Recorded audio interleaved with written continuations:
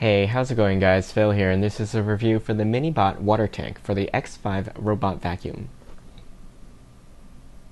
If you bought the standard Minibot X5 robot vacuum package, it doesn't come with this water tank, but it can be purchased separately. This accessory comes with two microfiber mopping pads, one of which is pre-installed on the tank. The tank replaces the standard dustbin on the vacuum, and note that it doesn't have a motor inside. This means that the robot vacuum will not have suction while using the water tank. It will simply wet mop your floors, and the front of the bin will collect anything kicked in by the main roller. Also, because it doesn't have a motor, the tank is fully submersible and washable in water, unlike the standard dustbin. To remove or install the mop pad, use the Velcro strips under the dust collection opening and on the bottom of the tank. Make sure the pockets at the corner of the mop pad are secured on the wings of the tank.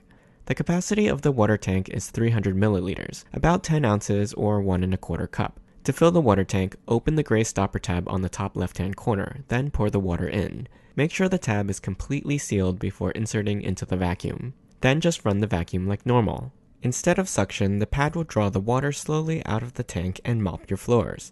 It'll only work on hardwood and tile, so don't let the unit go over any carpeting or rugs. As the unit moves around, you can see it leaving wet streaks on the floor in its wake.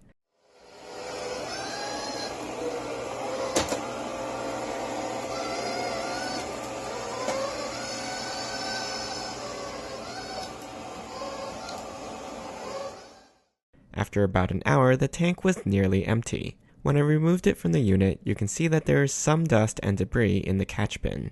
A lot of it is damp, but you can just rinse out the bin in the sink. The mop pad isn't as dirty as I thought it would be, and it was pretty easy to rinse off too. The mop function did an okay job polishing the floors and picking up any dust and kitchen stickiness that might have been missed in the normal vacuum mode. But since there wasn't any detergent in the water and not a lot of pressure applied, it wasn't a super deep clean. However, I did like that it didn't use a ton of water, so the floors didn't take too long to dry.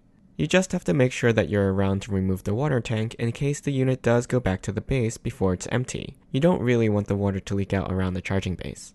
Overall, I think the mop bin did an average light mopping job, and it certainly saved me a bit of time from having to do it myself. The bin is easy to rinse out, though it's hard to get completely dry, so I'll find out over time whether or not this means mold might build up inside. For a relatively inexpensive accessory, if you have tile flooring that needs occasional mopping, I think it's worthwhile to have and use every so often. I hope you enjoyed this review. You can ask me any questions in the comments. I'll put a link to the product in the description below. Don't forget to subscribe to my channel and join me next time.